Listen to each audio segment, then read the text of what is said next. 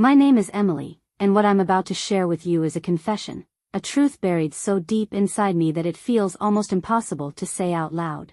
It's a reality tangled with shadows, secrets, and a passion that crosses lines most people would never dare to approach. This story might shock you, maybe even intrigue you, but it's mine to carry. It all started on a cool autumn evening, the kind where the air smells like damp soil and fallen leaves, and the fading daylight gives way to the soft glow of twilight. The house was quiet, but it felt alive, like it was humming with memories that had settled into every corner, like dust, each one a silent reminder of time slipping away. That evening, my son, Caleb, came home. He'd been gone for years, studying abroad in places I'd only ever seen in photos, places that had clearly changed him in ways I couldn't fully understand. When he walked through the door, something inside me shifted. Caleb wasn't the little boy I'd raised anymore. He'd changed, in ways both obvious and subtle. He still had his father's eyes, those deep, thoughtful eyes that always seemed to hold 1,000 unspoken words, but there was something new in his gaze now. It was like his eyes had turned into an ocean, vast and mysterious, and I felt both drawn to them and terrified of what I might find if I let myself dive in. I wasn't sure I'd ever be able to come back up for air. Even though Caleb was still, in many ways, the child I'd known, there was a maturity to him now, a kind of sophistication and wisdom that made me uneasy. When he was in the room, it was like he commanded a new kind of attention. As we sat together, talking and laughing, I couldn't shake the feeling that something was changing between us. It was unspoken, but it was there, hanging in the air like a storm waiting to break. Our conversation flowed easily, like it always had, but there was this tension underneath, a charged silence between every word, every glance. With every passing moment, I felt this magnetic pull, like an invisible thread tugging at something deep inside me. Every smile he gave me, every flicker of his eyes, seemed to carry a weight we'd never acknowledged before. It was like the evening itself was heavy with a promise we weren't supposed to make, a secret we weren't supposed to keep. As the night went on, the lines between mother and son started to blur, and it left me feeling completely disoriented. Caleb's gaze wasn't the way a son looks at his mother anymore. It was deeper, more intense, like he was seeing me for the first time, not just as his mom, but as a woman. It was like he was peeling back layers I'd spent years hiding, and I didn't know how to stop him. I tried to tell myself it was just the bond between us, the natural closeness of a child coming home to his mother's love. But no matter how much I tried to rationalize it, I couldn't ignore the way my heart raced every time he was near me. My own body betrayed me, reacting to his presence in ways that left me equal parts ashamed and confused. In the days that followed, things between us started to change, slowly at first, then more and more intensely. Caleb's looks became longer, more deliberate, and I couldn't escape the effect he had on me. I kept telling myself I was overreacting, that this was just a son rediscovering the comfort of home after being away for so long. But deep down, I knew better. My heart ached with the realization that these feelings, these glances, weren't innocent anymore. They carried something far more complicated, something neither of us could name but couldn't ignore either. I was standing on the edge of a cliff, torn between the love I had for my child and a longing I could no longer push aside. One night, the air thick with the scent of burning candles, Caleb took my hand in his. His touch was so tender, it felt like the whole world stopped for a moment. His voice, deep and steady, cut through the silence like thunder on a summer night. "You're the only star that guides my path, Emily," he said. Hearing my name from his lips didn't feel simple anymore. It sounded like a forbidden melody, haunting and beautiful, and it stirred something inside me I'd tried to keep buried for years. The house was quiet except for the soft crackle of the candles and the distant rumble of thunder, like the storm outside was echoing the one raging inside both of us. There was no one else around, no one to see the quiet rebellion blooming between us. The tension in the air was so thick, it felt like a physical weight pressing down on us, pulling us closer with every shared glance. Outside, the storm grew louder, the wind rattling the windows like it was trying to get in. It felt like a reflection of the chaos inside me, the emotions churning so violently I could barely keep them in check. Every step we took toward the unknown, toward the forbidden, felt like walking a tightrope. One wrong move, and we'd fall into something we could never take back. As the days turned into nights, our conversations grew deeper, more intimate. Every word felt like a secret exchange, like we were understanding each other on a level that went beyond language. Every gesture, every moment of silence between us, felt heavy with promise, a promise neither of us dared to speak out loud. It was in those moments that I started to realize just how deep the bond between us had become, a connection that both scared me and thrilled me at the same time. Then, one day, as rain hammered against the windows like a drumbeat, adding to the tension in the room, Caleb crossed a line we'd never talked about but had always felt. In one swift moment, he closed the gap between us and kissed me. The world outside seemed to vanish, leaving just the two of us in that stolen instant. I knew it was wrong. I knew the consequences hanging over us were heavy, like a storm cloud ready to burst. But the warmth of his breath on my skin, the way his hands held me so gently, it overwhelmed me. I was lost, completely consumed by the tenderness of that kiss and the undeniable pull between us. From that moment on, we lived in this fragile bubble of secrecy and forbidden passion. Every day was a balancing act, a strange mix of crushing guilt and all-consuming desire. Caleb, in his duality, became both my son and my lover, a twisted combination that gnawed at my conscience and tore at my heart. Our stolen moments together were intense. Every laugh we shared felt loaded with meaning, every whisper carried a promise of more. But it also came with an unbearable weight. We were living in the shadows, where even joy was tainted by the truth of what we'd become. And yet, neither of us could pull away from the abyss we'd willingly fallen into. But, as always, reality has a way of catching up to even the most distant dreams. What had once felt thrilling and almost magical started to feel like a suffocating weight. The facade we'd carefully built began to crack. The looks from others, which we'd once brushed off, now felt like daggers aimed straight at the heart of our deception. Every smile we exchanged in public, every friendly word, seemed to carry a cruel double meaning. Compliments that were meant to lift us up only reminded us of the lie we'd woven into our lives. The tension between us, once so carefully hidden, finally reached a breaking point. It all exploded during a family gathering that should have been filled with joy. Amid the chatter and laughter, an uncle with his nosy questions and an aunt with her sharp observations seemed to zero in on us. When our eyes met across the room, it wasn't love or affection that passed between us. It was something darker. A shared understanding of the danger we were in. The fear of being caught. Caleb's voice, barely above a whisper, trembled in my ear. "We have to leave. Now." His urgency matched the rush of blood in my ears as the weight of our reality came crashing down. Without a word, we slipped away, our exit hidden by the noise of family members lost in their own conversations. The laughter that once felt so carefree now seemed like a distant memory, an echo of a life that no longer belonged to us. We left behind not just a room full of people, but a world that no longer felt real, a world where every glance, every word, every moment was laced with suspicion. As we sped away in the car, the rain poured down in sheets, blurring the outside world into a hazy mess of lights and shadows. Caleb reached across the seat, his hand warm in mine, grounding me in the middle of the storm. "No matter what happens, I'm never letting you go," he whispered, his voice fierce but soft, like he could somehow promise me safety in the middle of our chaos. But as I stared out the fogged-up window, his words felt hollow. They couldn't shield me from the truth. The storm outside mirrored the one inside me, the crashing realization that what we'd done, what we'd become, wasn't something we could escape. The weight of our choices, the irreversible steps we'd taken, hit me like a bolt of lightning. It was a wake-up call I couldn't ignore. And in that moment, I knew nothing would ever be the same again.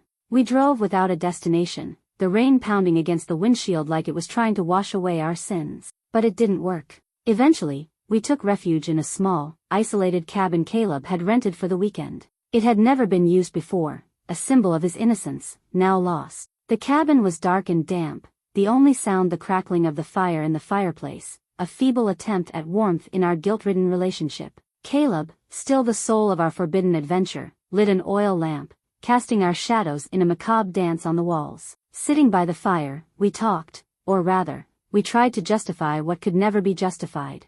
"Emily," he said, his voice barely above a whisper, "you're the only one who understands me.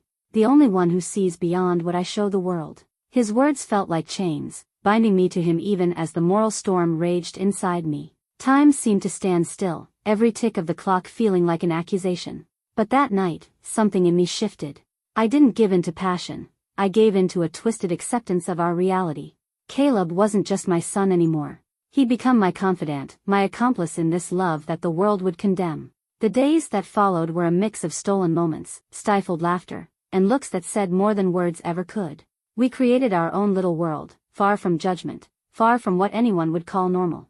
But every morning, the sun rose, reminding us that our night wasn't eternal.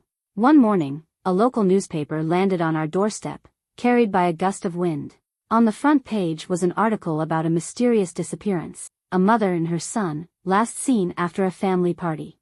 Our hearts sank. We were now the subjects of a sensational story, our secret exposed to a public hungry for drama. Caleb took charge, his mind still sharp, still protective. "We have to disappear," he said, his voice firm but edged with something that scared me as much as it comforted me. "Change our names, our lives." The fear of being discovered, the fear of what we might become, it all hung heavy in the air. We started planning our new life, but every step was shadowed by the realization that we weren't just running from the world. We were running from ourselves. Then, out of nowhere, everything changed. A loud, insistent knock at the door made us both jump. Caleb put a finger to his lips, signaling me to stay quiet. But the knocking didn't stop. Finally, Caleb opened the door, and standing there was someone we never expected, Mason, my late husband's brother.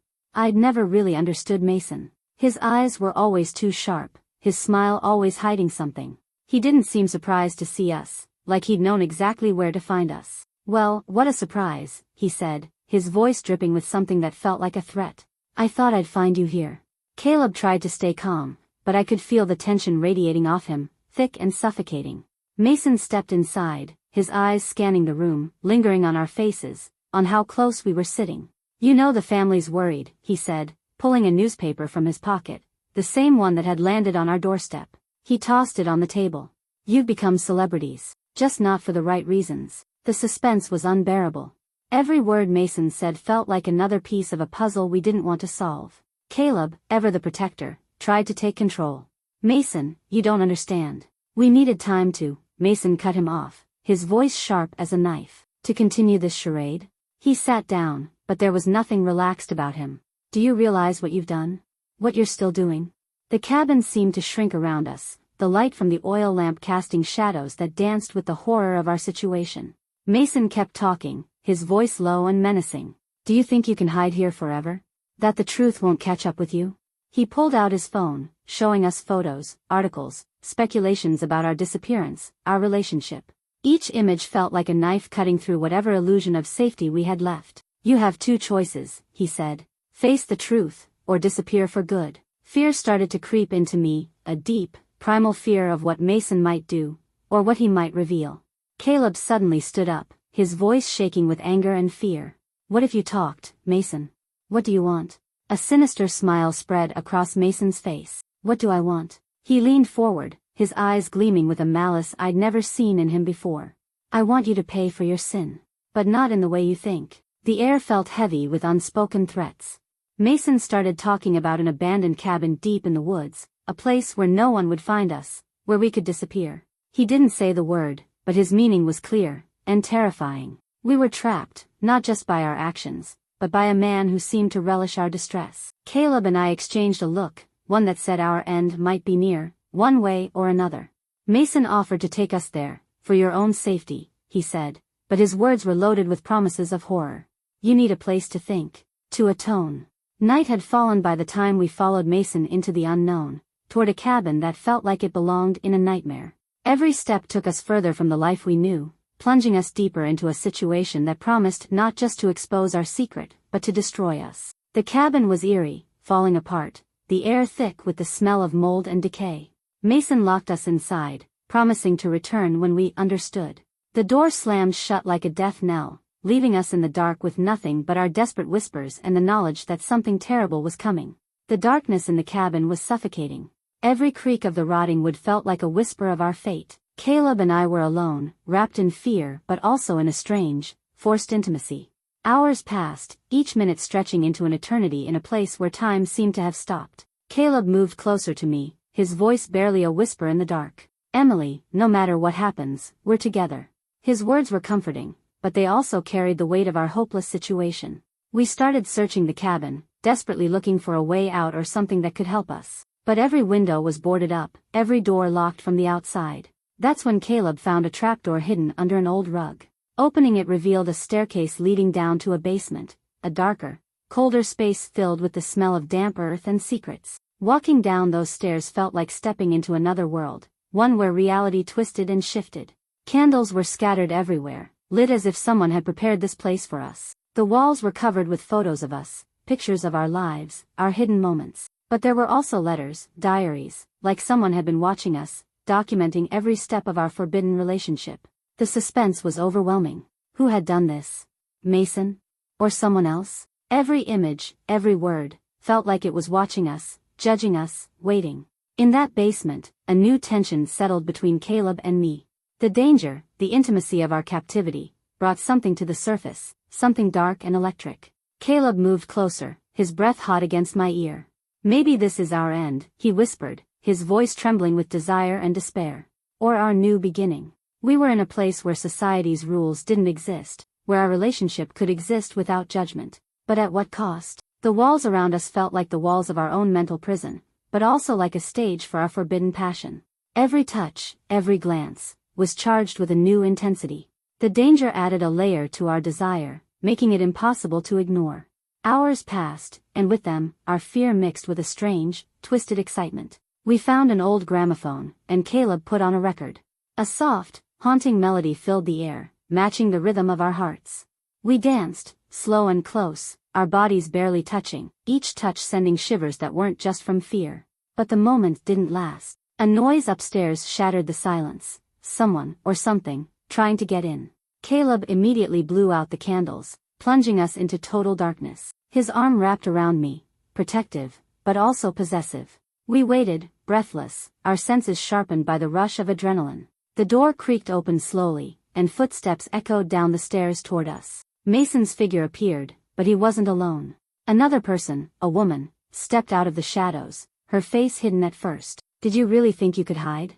Mason whispered, his voice almost sing-song. The woman lit a candle, and the flickering light revealed her face. My sister, Clara. Clara, who had always watched my life with a critical eye, stood there now, her expression filled with morbid fascination. "There's beauty in your fall," Clara said, her eyes gleaming. "And now, you'll play your part in our little play." The situation was spiraling out of control. Clara and Mason had orchestrated all of this, not to punish us, but to watch us, to live through us. They wanted to see us dance on the edge of the abyss, to dive into it together. The basement, which had been a place of introspection and confinement, suddenly became the stage for an unexpected crisis. A deafening alarm blared through the air, and the ground shook beneath our feet. Cracks spiderwebbed across the walls, dust filling the space as urgency took over. We covered our faces, trying to make sense of what was happening. Caleb grabbed my arm, his voice urgent. "We have to get out of here. Now." But the door upstairs was blocked, and the alarm kept screaming, signaling imminent danger. Clara and Mason, caught off guard by the chaos, scrambled to find a way out. Their plans to observe us were ruined by something far beyond their control. We were all trapped, but survival instincts kicked in, uniting us against a common threat. Whether it was a natural disaster or the cabin collapsing, we didn't know. In the chaos, Caleb found a hidden passage, a door behind a shelf that had shifted. He forced it open, revealing a narrow tunnel. It was a path to safety, or maybe just another form of defiance. "Go!" he shouted to Clara and Mason, who didn't hesitate, driven by fear. I followed Caleb, but the cabin was coming apart around us. Objects fell, the alarm kept blaring, and what had once been a place of reflection was now a scene of pure chaos. We crawled through the tunnel, Caleb leading the way, until it split into two directions. "Emily," he said, his eyes filled with determination, "we have to separate. If we stay together, neither of us might make it out." My heart sank, but I knew he was right. We kissed one last time, a moment stained with tears and dust, and then we each went our separate ways into the darkness. The tunnel I took felt endless, every step a battle against fear and exhaustion. Finally, I stumbled out into the open air. Behind me, the cabin groaned and creaked, threatening to collapse. I looked around for Caleb, but there was no sign of him. The forced separation hit me hard. Every breath I took felt like a goodbye.